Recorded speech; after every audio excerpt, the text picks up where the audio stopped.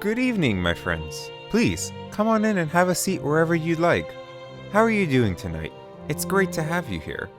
I am the Salmon Pink, hunter of monsters, lover of jazz, seeker of the stars, and your host for tonight. I hope you're hungry, because I have a very special program for all of you.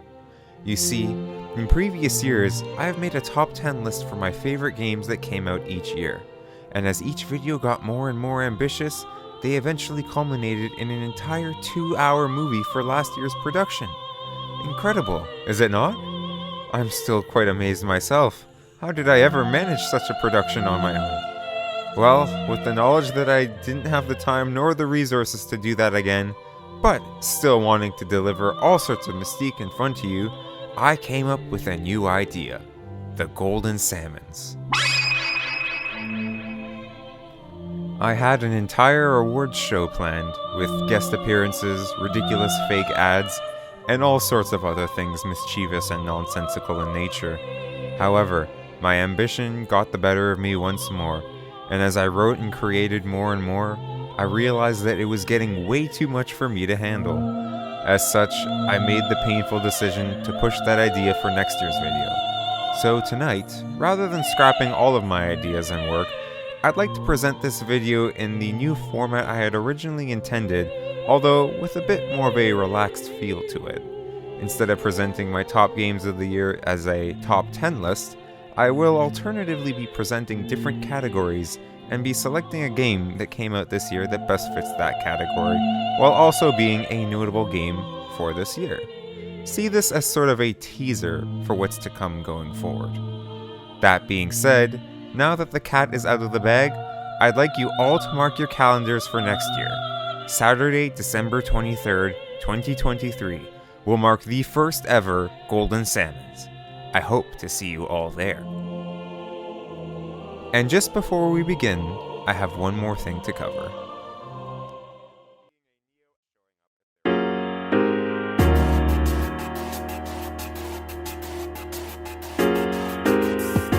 I'll keep this short and sweet. What you're about to watch is founded on my own thoughts and opinions. There is a chance that you may disagree with them. You may also feel like I missed or skipped certain games. I have. As we grow, so do our opinions. But with only a limited time in the day to play them, only the best of the best will make it for my list. And that's what it is. My list. But here I would also like to open an invitation to you all before we start. If you feel like there is a game that I skipped out this year that I really should have played and didn't for whatever reason, let me know in the comments below or shoot me a message on Twitter at TheSalmonPink's, and I will make a completely separate video where I play and review it. The ball is in your court, dear viewers. Make sure you watch to the end first though. With that out of the way, I invite you to sit back and enjoy the TheSalmonPink's top games of 2022.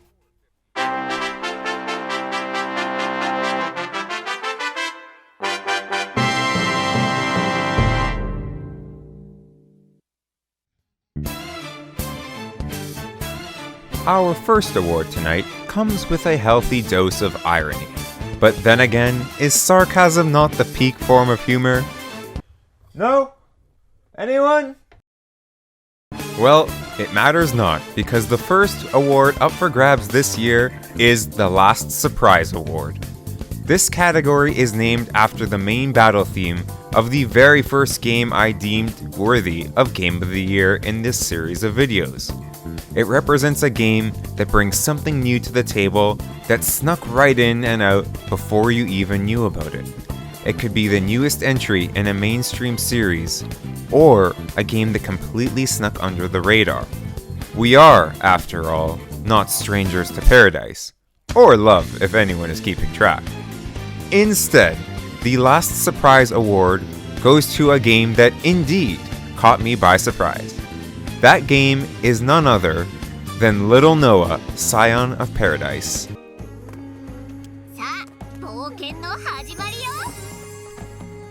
What a delightful surprise indeed. And to top off the theme of surprises, even the existence of this game was kept a secret until earlier on this year June 28th during a Nintendo Direct when it was both announced and released the very same day. In Little Noah, you play as Noah Little, an alchemist who happens upon some incredible ruins, a sassy cat who has lost his memory, and a mysterious man looking to take over the secret that the ruins hold. As you explore the ruins, you'll find resources to repair your airship and unlock new powers. So yes, this game is an action roguelike, and a platformer, and it has just the right amount of scratch to satisfy that itch. As opposed to other roguelikes, combat in Little Noah isn't executed directly by the titular character, but by the Lilliputs, or creatures she recruits along her journey.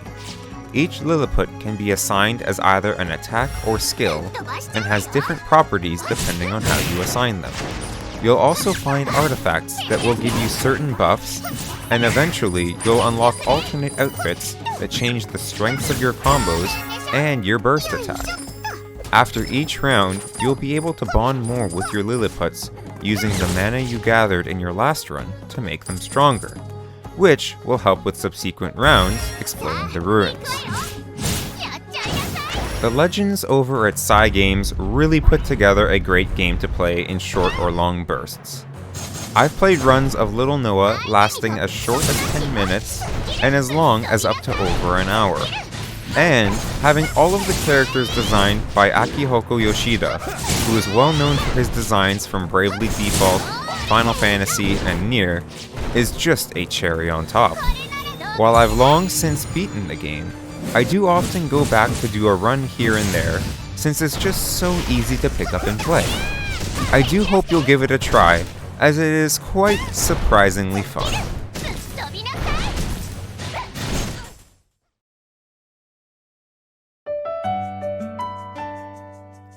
Now that things are warming up, I do feel like we should warm up a tad more with the next award. Our second award for the night may be my personal favorite award category for what it represents alone. The Morning Brew is an award for a game to be enjoyed in the waking hours of the morning, just as the sun is rising, or at the dead of night when the world is still. It is a game that you never really have to focus too hard on, but still gives you a rich and rewarding experience. Oftentimes, before I head to work, I like to play something just to distract me until the coffee runs dry. And this category is all about those games that just help you to relax and forget about the stresses of life for a little while. For all of that, this year I would like to present the Morning Brew Award to the game that immersed me in its world like no other game has done in years. Stray.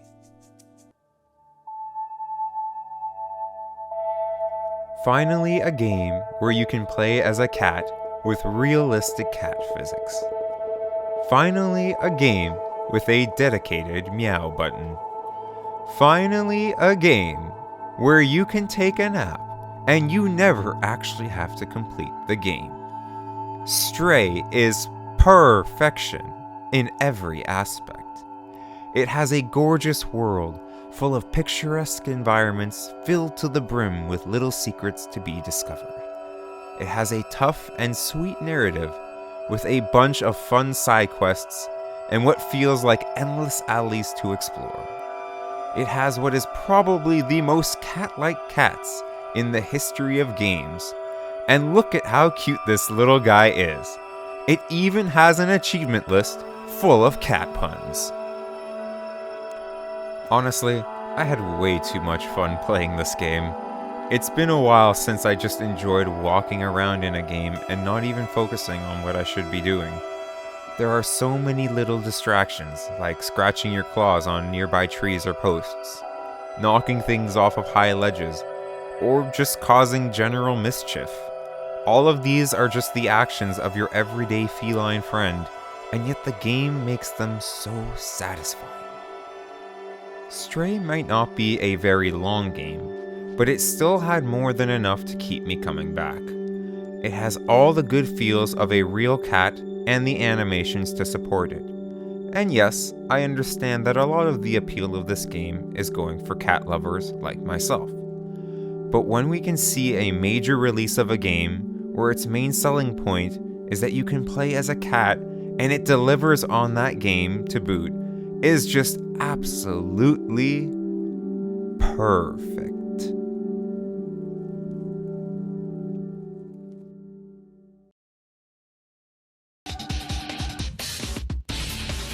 Now that things are getting hot, it's time to turn the burner to full power. Are you feeling motivated yet? Because the next award on our list is one that will make the angels scream and the devil cry. The Smoking Sexy Style Award goes to the game that isn't afraid to throw the biggest baddies at you and make you combo your way to victory. It has a killer soundtrack and even snazzier graphics. It'll even go as far as not making any sense whatsoever. But that's part of what makes it cool. For me, the game this year that embodies all of these characteristics and the winner of the Smoking Sexy Style Award is Sonic Frontiers. Yeah, this one's a winner, alright. And wow, has it been some time since the last good Sonic game. But let me say right here that anything you've heard about this game being bad is a lie and utter garbage. The game has a combination of classic Sonic stages and open world exploration, all accompanied by a legendary soundtrack. The overworld contains many varying locales, all dotted with fun and clever puzzles and familiar speed-based platforming movement challenges. And not to lay on the joke too hard, but the game really is a breath of fresh air. Sonic Frontiers reminds me a lot of Mario Odyssey from 2017, and the two games share a lot in common. I went into both games thinking that there was no way the next game in a series this big could be as good as it looked. And could you blame me when the last main Sonic game was Sonic Forces? Of course, I was being hopeful, but this time around, there was something different. Almost a return to form of what makes a good Sonic game good. And Frontiers absolutely smashed all of my expectations and hit the ground running. Something that really caught me off guard in the game, however, was the complexity and depth. For what many might call a glorified running simulator, Sonic Frontiers really knows how to grow its core gameplay loop while still respecting what made it fun to begin with. The challenge stages dotted across each world are an incredible mix of classic 2D and 3D Sonic platforming. And the game also has a respectably refined combat system and upgrade too. You can definitely get some Devil May Cry-like combos on regular enemies and bosses. Oh, and the bosses are something else. Almost reminiscent of Metal Gear Rising: Revengeance. Comically overpowered and oversized, epically drawn out, and with battle music that rivals even the heaviest of metals. Yeah, wouldn't have expected that from a Sonic game, would ya? It brings me much joy to say it. Sonic Frontiers is one hell of a great game. I definitely see it going in the Sonic Hall of Fame alongside the other 3D legends like Generations, Heroes, and Adventure 2 Battle. Don't let this one pass you by. Take the dive and be amazed for yourself what awaits for you on these new frontiers.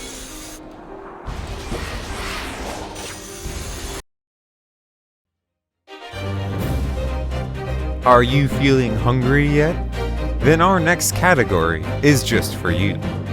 The game that takes this, the Food for Thought Award, is one that gives your mind a little more stimulation in any sense of the meaning. It could be a game that makes you think outside of the box, or one that gives you a lot to think about even after you've turned it off. Although, it'll usually have a pretty interesting story and some good twists to keep you on your toes. A game for this category will always be a great discussion point for fans, as there will always be a lot to sink their teeth into, both while playing the game and after the game is done. And this year, there was one game that gave us all of that and more. The game that has earned the Food for Thought award is none other than TheSalmon Files' Nirvana initiative.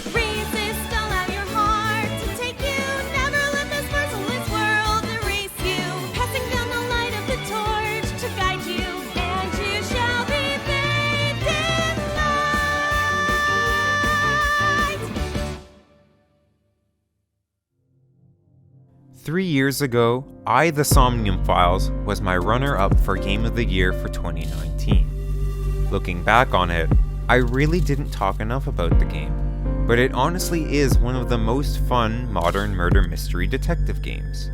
And as cool as it was as a one-off title from one of my favorite game producers, Kotaro Uchikoshi, I was in utter shambles when I heard that late last year it would be getting a sequel.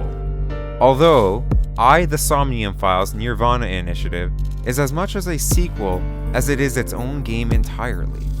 You need not have played the first one to enjoy the second, but there are some cool Easter eggs dotted all over the games for fans of the series. The game sports the same general formula as its predecessor, where parts of the game are split into investigations and sinks, a deep dive into the subconscious dreams of the suspects to reveal clues about the case that would be otherwise impossible to deduce. This time around, we have dual protagonists, Ryuki and Mizuki, where half of the story is told from each of their perspectives. In fact, seeing events in one half may influence your thoughts and actions in the other, and the game balances this quite well. Much like last time, I really can't say too much about the story, since it is a huge part of the experience, and I wouldn't even dare to spoil it. However, I will offer a small teaser to pique your interest. The murder this time around involves a corpse that has been cut in half right down the middle, but only the right half was found, until 6 years later when the left half was found with no signs of decay. Honestly, I can't praise Nirvana Initiative enough.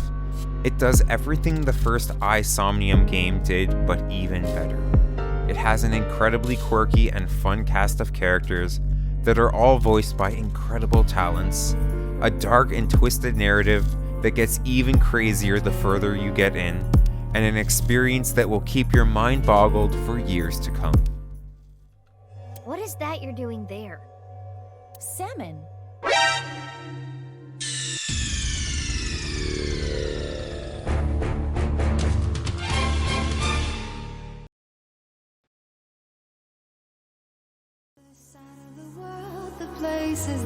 Every year, there is always a number of games that catch my attention with their visual elements alone.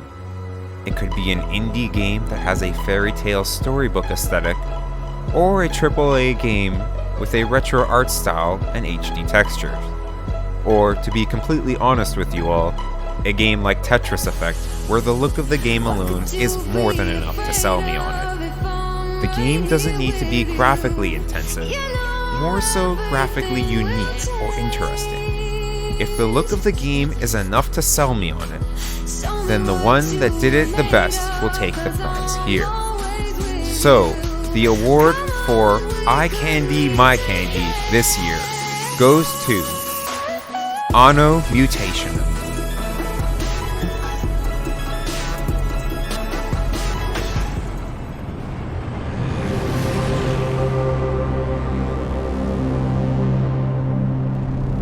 All it took was one look, and I was hooked. From the first screenshot, to the first trailer, to when I first opened up the demo, to when I bought the game, I absolutely love the 2.5D world of Anno Mutation. The bright colors, the neon lights, the sharp pixelated look, it's just so satisfying. Heck, I didn't even get 10 minutes into the demo before I just ended up buying the full game outright.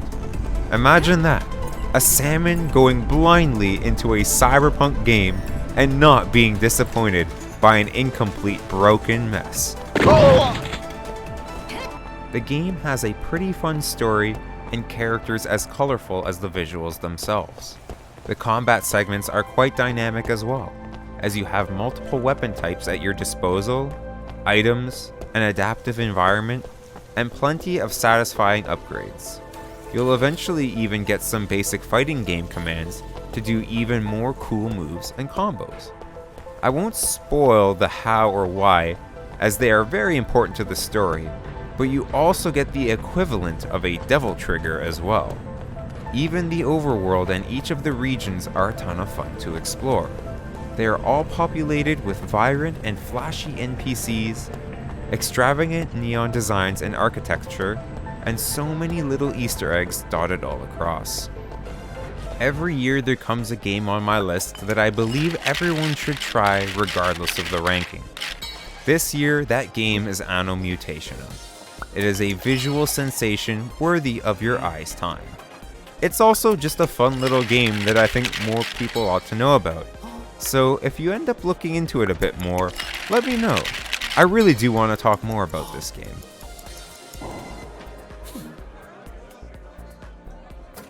Only you mix them like that, Anne.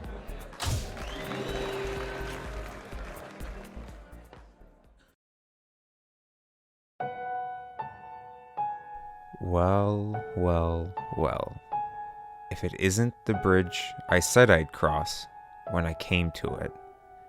If any of you watching have seen any of my previous videos in this series, you might already know what's coming next.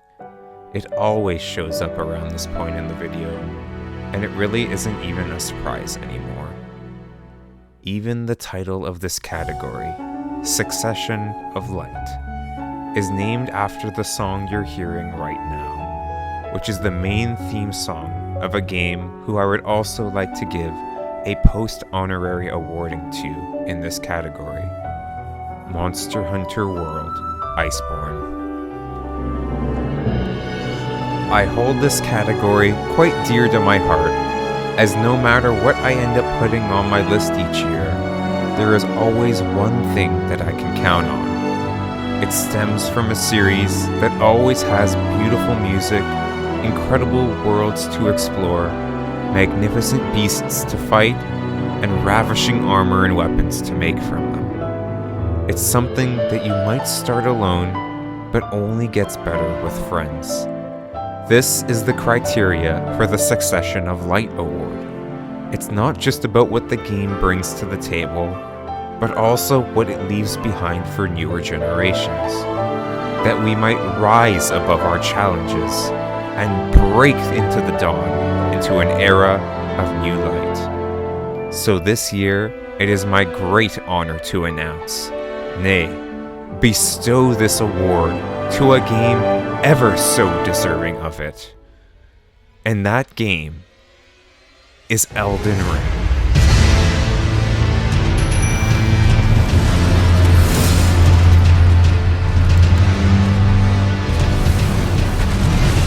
Surprised? Shocked? Mad, maybe? Well, it's true. I honestly believe that Elden Ring is going to be a game for the ages. Anyone who has played it could easily say the same. It has so meticulously crafted and executed a near perfect experience with layers of lore, gameplay, and player customization. It has a thrilling main story with a myriad of deep and twisted side stories. Not to mention that it only gets better with subsequent playthroughs. There are so many ways to go through the game, and with multiple endings to discover and different quest paths to take, it will take you more time than you have to get bored of it. Still not convinced? Well, it does fit the criteria for the category, and then some. Elden Ring may not be directly from the Souls series, but having been made by the progenitors of it from FromSoft, it certainly has taken all of the good and bad, and all of the previous games have gone through to refine into the exceptional experience that we got to play. All of the music is frighteningly atmospheric, and eerily fitting for what it's used for. Some of my favorite tracks include the main theme, the Round Table Hold, the themes for Liurnia of the Lakes and Rhea Lucaria Academy, the Eternal City, Star Scourge Radahn, the God-Devouring Serpent, and the Lord of Blood. The world of the game, The Lands Between, is massive beyond belief. It's honestly my only complaint with the game, really. It's too damn big. That being said, however, it is still so much fun to explore. Many of the fights in the game are some of the best that the genre has ever seen too. The weapon variety is also quite expansive, with a wide variety of weapons and even varying movesets alongside weapons of the same class. Even all of the armors are quite refined in their looks and quality as well. All in all, Elden Ring was just a fantastic experience. I played it both solo and in multiplayer, and eventually I'll definitely want to play through it again. But for now, I am more than content with my first playthrough. The game is just pure goodness, and I'd even recommend it to people who have never played a Souls-like who might want to give it a try. My only hope for it going forward are that we get a bomb diggity DLC for it. That would truly make it a game for the ages.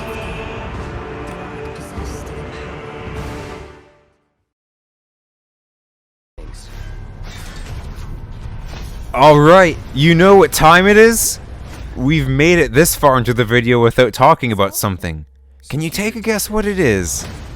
If you can't, allow me to guide you on a side quest. Did you know that Tekken 7 predicted Elden Ring? King from Tekken was a direct influence in how the player would act on their motivations to go from nothing to, well, a king. Look at that gesture. Looks familiar, doesn't it? Yeah, wouldn't have that without King. You ever wonder why, despite there being an actual wrestling ring arena in Tekken 7, everyone still refers to the Lost Temple as King's stage? Yeah, that's right. Without the King, there is no ring. Anyways, this category is yet another RPG. Yes, I just took you on a side quest that probably added some amount of time to both this video and your life that you are never getting back. But is that not the perfect moniker of an RPG? It seems like there's always a handful of them each year, and with how long they are, I never have enough time to get to all of them. But enough banter. Have at you! The winner of yet another RPG is Xenoblade Chronicles 3.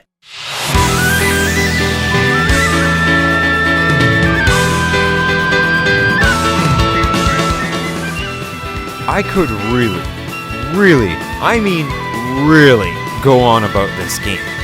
I could talk for what feels like forever about the story. I could spend ages telling you how this game is more than just the third entry in the mainline Xenoblade Chronicles series, on how it is both a spiritual and literal sequel to the first two entries on so many levels, on how the game both reflects upon the themes, characters, and stories of its predecessors, and also builds upon them in its own game mechanics, character factions, and so much more.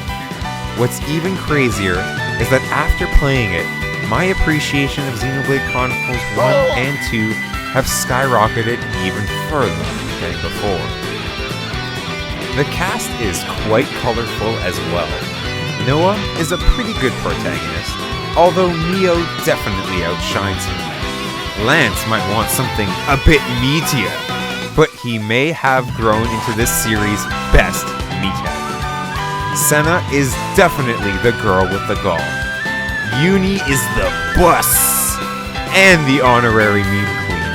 I swear every word that left her mouth had me laughing even at the more emotional scenes. And man, Taion? I gotta be real with you all for a second. Going into the game, he was definitely my least favorite of them all. He really shines more and more as the game goes on. And now he might just be my favorite. What a guy. And that's not even getting into the hero characters and the side characters. The cast is absolutely stacked. But there's one more thing I like to mention regarding this game. Its soundtrack. If I were to award a single game this year with the best soundtrack, it'd be this one. From start to finish, this game's original soundtrack was nothing short of bewitching. If it's the overworld themes, they're deep and ethereal, with notes of the locale's regional specialties. If it's the battles, oh my gosh, there might not be another game with better battle music. The Kevis battle theme, the Mobius battle theme, the Climax variants, the adaptive original soundtrack that has different paths on the same songs to reflect how you're doing in the battle or how you finish the battle. The flutes! You have not heard flutes this good in an RPG soundtrack, possibly in any other game. And if it's the cutscenes, they range from exciting and upbeat to intrepid and tense, to the most tear-inducing, gut-wrenching, heartbreaking melodies that I could not handle multiple times playthrough. Crap, man. One of the tracks that plays at the end of Chapter 5 absolutely ended me. I still haven't recovered to this day. Give me a second. Spock in hell. I don't know if I'll ever replay through Xenoblade Chronicles 3. It took a ton out of me getting through it the first time. I might not make it through a second. But through the highs and the lows, I can say that it was good. It was an emotional roller coaster, but it was good. All of this had me thinking real hard about Xenoblade 2 as well, and how I was pretty harsh on it back in my 2017 review. I often tout it as one of my favorite games of all time, and yet, there, I just tarnished and insulted it. While I think it's fine and even healthy to be critical of the things you enjoy, it's not right to bash them senselessly without a proper explanation or open discussion. I do believe that people can grow and have the capacity for change. So, let this be the start of my change. I love Xenoblade Chronicles 2. I love the first Xenoblade Chronicles and Xenoblade 3. I love the voice actors and their quirks that make the characters I love feel so much more alive. I love the characters. I love Pyra. I love the music. And I love the gameplay. I hate how long the games are, despite having such great stories to tell. And in case you might have forgot, I love Xenoblade Chronicles X as well. Let's get this game on the Switch, everyone. It's the best Xenoblade game. Yeah, I said it. Thank you, Monolith Soft, for making all of these games, stories, and characters I love so much. Thank you to the voice actors who have deepened my appreciation for these characters I have become so attached to. Thank you for leaving me with so much more than I could have wanted back when I first heard about Operation Rainfall 11 years ago. Until one day when we meet again, I'll be waiting in the sea of clouds, on that Titan where we used to be.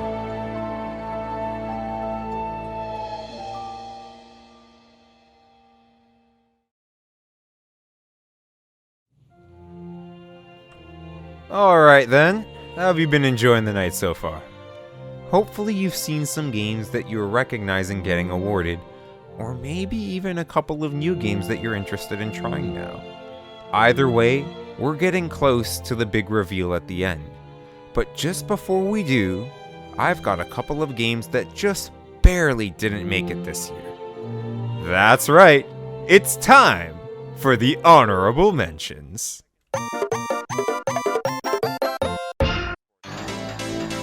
Coming out right at the turn of the new year, Pokemon Legends Arceus completely flipped the script and gave us a new twist on a classic Pokemon adventure. Getting to roam around freely and exploring a wide open world and creating the very first ever Pokedex that acted as a pseudo-prequel to the main line of games was really cool. And I honestly wish the main series would adapt this.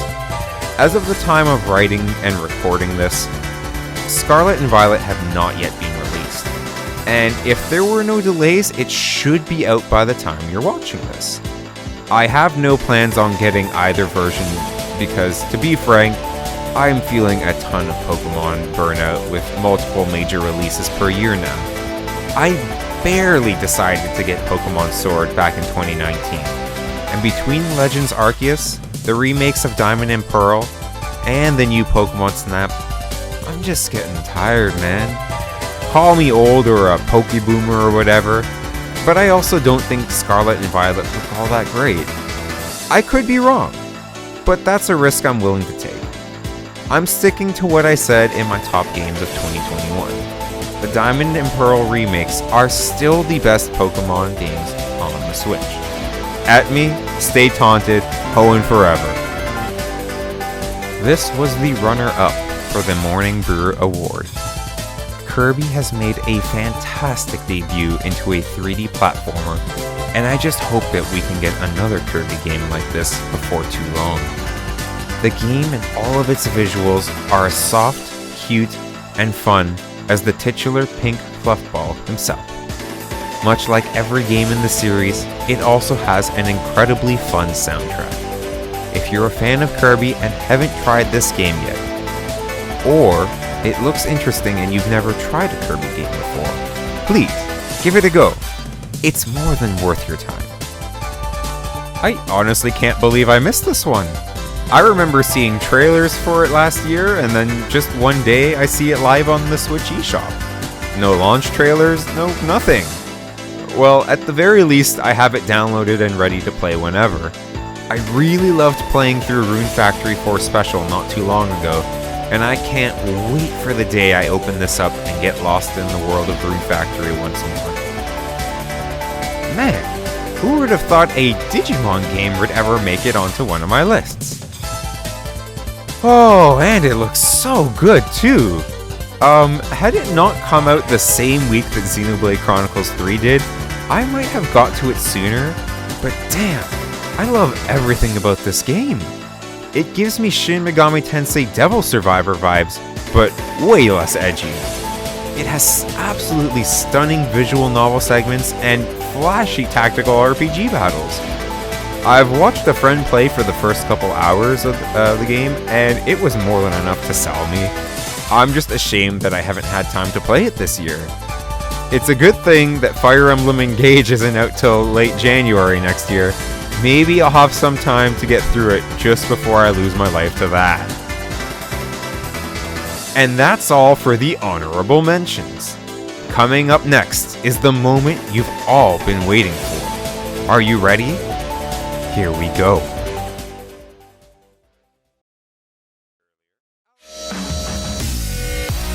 It has been a long night, but we're finally on our way home.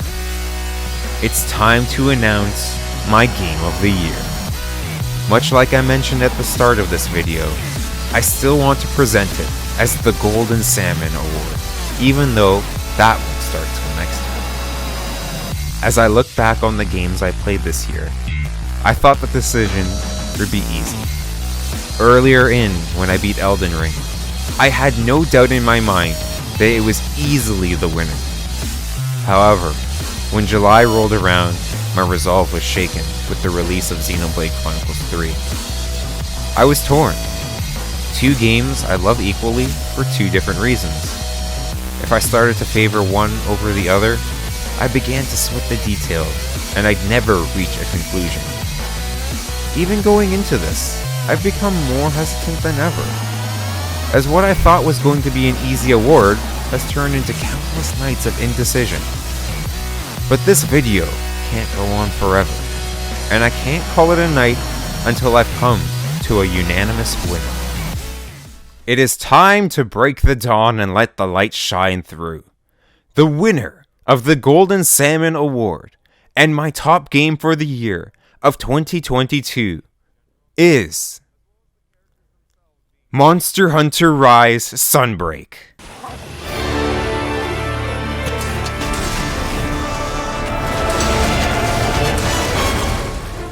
Oh wow, I actually said it. That felt really good. In 2022, I've returned to my roots. All of my hopes for Sunbreak actually came true. Not only did we get an incredible expansion to an already outstanding game, but at this point, my only complaint is that I want more. I love the new flagship monster Malzeno. It has to be in my top favorite monsters ever, next to Gormagala and a few others. It has brought back my son, Gormagala! Look at my beautiful boy in glorious HD! Oh my gosh, it has probably one of the best games I could ask for in a Monster Hunter game. And the title updates have been absolutely fantastic so far.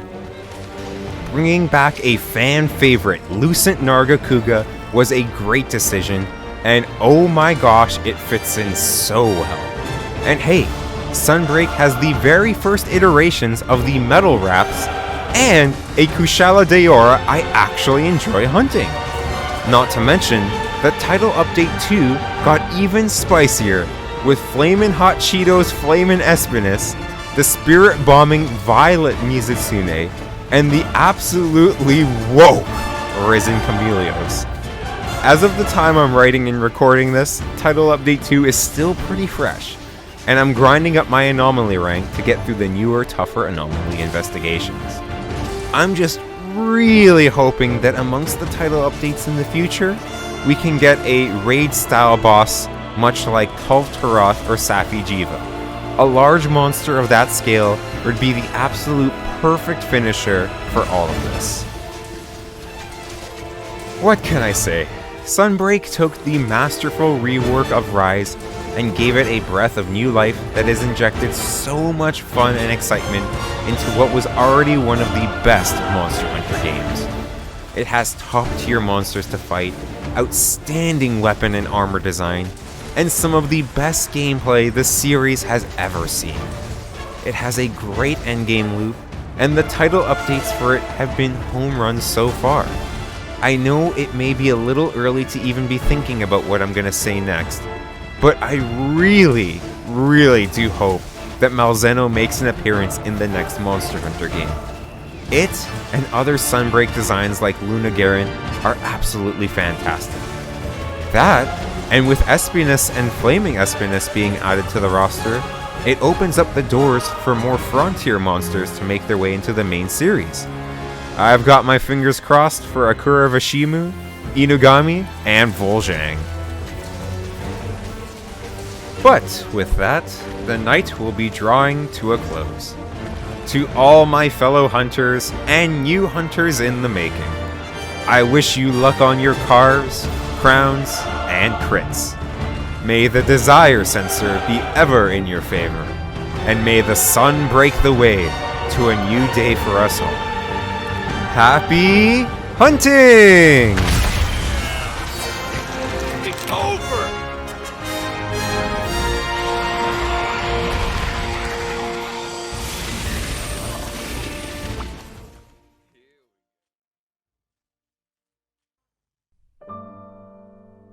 Whew! What a year it's been, eh? All of these incredible games, and yet there are so many more on the horizon for 2023. How am I ever gonna make time for all of them? The only way to find out is to tune in again next year. But before that, I have a couple of closing comments I'd like to go over with you all. First, I'd like to thank you for joining me this evening. Productions like these are fueled by my love of games, the stories they tell, and the experiences they impart onto us. Part of my hope in making these is to spread which games caught my attention to all of you watching, that you might find them as amusing as I did, and maybe just a new favorite waiting for you to find it. For watching through to the end, I would like to extend my humblest thanks, dear viewer. Second, I'd like to mention once more that next year I will be premiering this as the Golden Salmons. And with that, I'd like to invite all of you to join in. Want to voice a part of the video or feature your art or illustrations in it? I want to be as open as possible, so if you want to take part in any aspect of it, then just let me know. I have a ton of roles and tasks already needing to be filled, and don't worry if you're new or inexperienced in any regard. If you want to contribute to it, then you are more than welcome. And finally, our night has come to an end. What games have got your attention for next year? You'll find out what catches the apple of my eye in a year's time. But until then, we have so many adventures ahead of us. Stay safe, my friends. It is my wish that you'll find new games in the upcoming year with experiences that will fill you with the rich and invigorating feeling of the warm, rising sun.